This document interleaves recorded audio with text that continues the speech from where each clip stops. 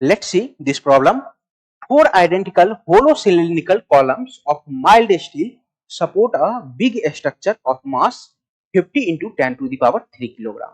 The inner and outer radii of each column are 50 centimeter and 100 centimeter respectively. तो बच्चों जो column है ना वो hollow cylindrical है. That means कि वो आपको ऐसा दिखेगा. यहाँ जो मटेरियल है ना वो यहाँ पर, ठीक है, और इसके ऊपर क्या है, लोड रखा हुआ है. ऐसे चार कॉलम है और चारों के ऊपर कितना लोड रखा हुआ है, 50 into 10 to the power 3 kilogram. ठीक है, चलिए इसके इनर और आउटर रेडियस में दे करके रखे हुए हैं. Assume uniform local distribution, calculate the compression strain of each column. हमें यंग्स मॉडुलस की वैल्यू दे करके रखी है और जी की वैल्यू 9.8 कंसीडर करनी है. तो बच्चों ऐसा है कि चार कॉलम पे टोटल लोड कितना है, इतना. तो एक कॉलम पे लोड निकाल लेते हैं सबसे पहले, है ना. लोड ऑन वन कॉलम, बच्चों वो कितना हो जाएगा, 50 into 10 to the power 3 divided by 4. चार कॉलम है तो 4 से डिवाइड कर दिया, इंटू वेट में बदलने के लिए उसको जी से मल्टीप्लाई कर देंगे. ठीक है, तो ये हो गया, इतना न्यूटन हो गया लोड. चलिए अब हमें स्ट्रेन निकालना है. तो बच्चों स्ट्रेन की वैल्यू आपको पता होनी चाहिए. स्ट्रेन जो होता है वो होता है stress divided by Young's modulus, है ना. स्ट्रेस की वैल्यू आप कैसे निकालते हो, तो स्ट्रेस की वैल्यू निकालते हो load divided by cross section area से, है ना. इंटू वाई कर दोगे तो आपको स्ट्रेन मिल जाएगा. लोड की वैल्यू आपको यहां से लिखना है 50 into 10 to the power 3.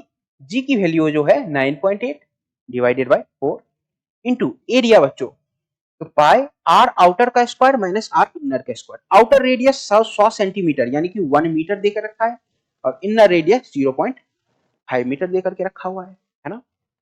Into Young's modulus. Young's modulus की वैल्यू भी हमें देकर के रखी गई है और वो कितनी है, 2 इंटू 10 टू दी पावर 11.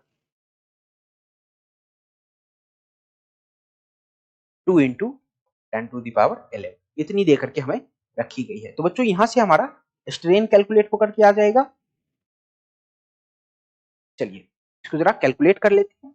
तो ये कितना हो जाएगा बच्चों, 5 into 9.8 into 10 to the power 4 divided by 4 pi 1 minus 0.25 तो 0.75 into 2 into 10 to the power 11.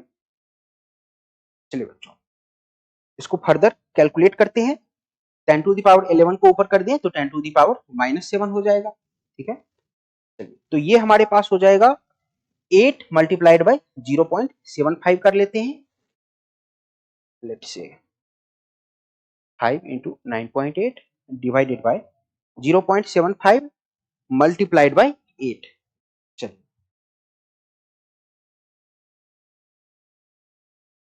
तो ये 6 हो जाएगा. This is equal to 6 pi into 10 to the power -7. तो ये स्ट्रेन आ गया अपना, है ना. इसकी वैल्यू जरा हम कैलकुलेट करके देख लेते हैं कितनी आ रही है.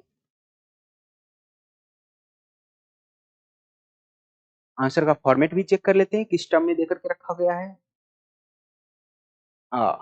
10 टू दी पावर -7 के टर्म में देकर के रखा गया है. तो हमारा आंसर भी 10 टू दी पावर -7 के टर्म में है.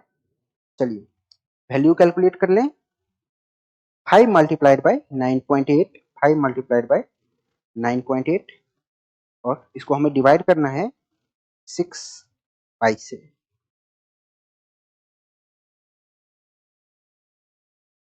तो बच्चों ये जो वैल्यू आ रही है 2.60 आ रही है. तो ये जो वैल्यू आ रही है वो आ रही है 2.60 into 10 to the power -7. I hope ये कैलकुलेशन आप खुद से भी कर सकते हो. तो बच्चों कौन सा आंसर आएगा हमारा, option B is the right answer, है ना. तो हमने कौन सा फॉर्मूला यूज किया बच्चों, हमने यूज किया strain is equal to stress divided by Young's modulus. इसी फॉर्मूले का यूज करके हमने अपना आंसर कैलकुलेट किया. ठीक है.